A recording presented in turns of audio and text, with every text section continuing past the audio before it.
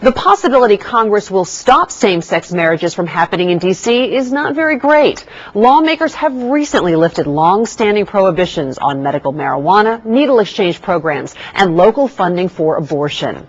As Brittany Morehouse reports, some call it a success in the battle for more autonomy. A historic city council vote, a celebration. My only regret is that it took too long. Delegate Eleanor Holmes Norton nearly promises the same-sex marriage bill will not be stopped by members of Congress. It's another sign of what appears to be a sudden friendship between folks in the Wilson building and lawmakers on the Hill. Congress offered the first peace offering with a new federal spending bill that excluded these deadly riders that kept us from using our own fund for abortions, for reproductive choice for low-income women, for needle exchange, and of course for medical marijuana. That is a huge home rule step forward. True, the people in this building have long contended that the people in that building, way down there, haven't given them enough power.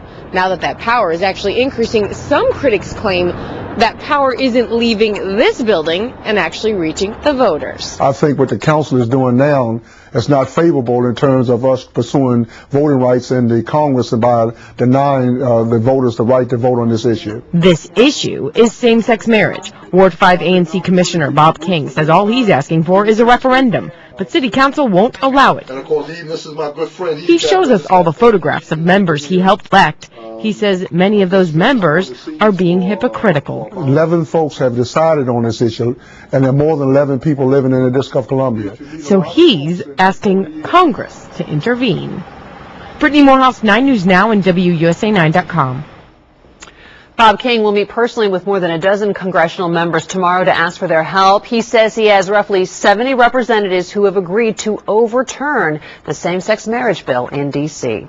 For the second time in 2 days, someone has sexually assaulted a child in Fairfax County. In this latest case, the suspect is still out there.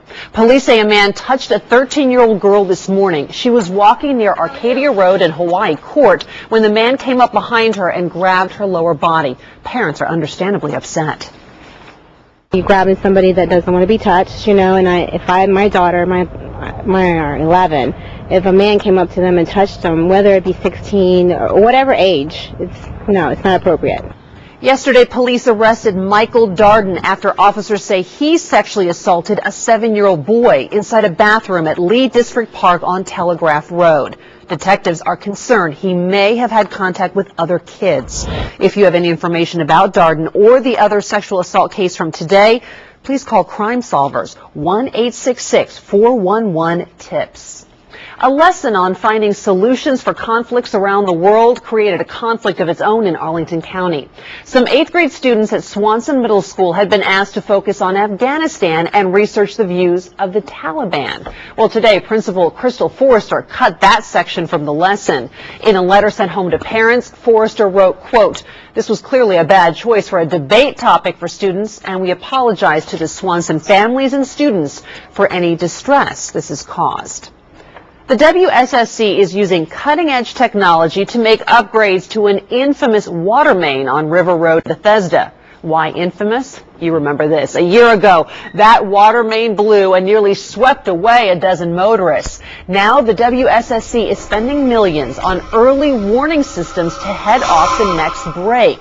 The technology includes a microphone that floats through miles of pipe, listening for any sound of leaks.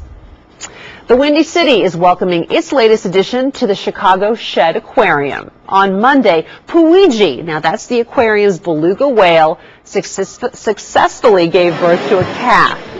Shortly after its birth, the baby took its first breath and started to bond with mom. This newborn weighs in at 162 pounds and is more than 5 feet long. Probably pretty average for belugas. What we say, gestation was 15 months? 15 months of pregnancy. That's a long time. Yes, it is. Long time. Yes, it is. But when you're floating out of water, that helps your back. Maybe it does. Maybe you don't have as much of that sciatica. Exactly, because I know my back killed me. We are looking at colder air tonight. Much colder, right? And it's going to take up residence here for the foreseeable future. Here's your forecast first now. The next 3 days, lots of sunshine tomorrow. Bright but brisk, as I like to call it. A bit breezy also. Low 40s. Only about 40 on Thursday. That might be a tad high. And then upper 30s to near 40 on Friday with partly cloudy skies. So here comes the cold air, and really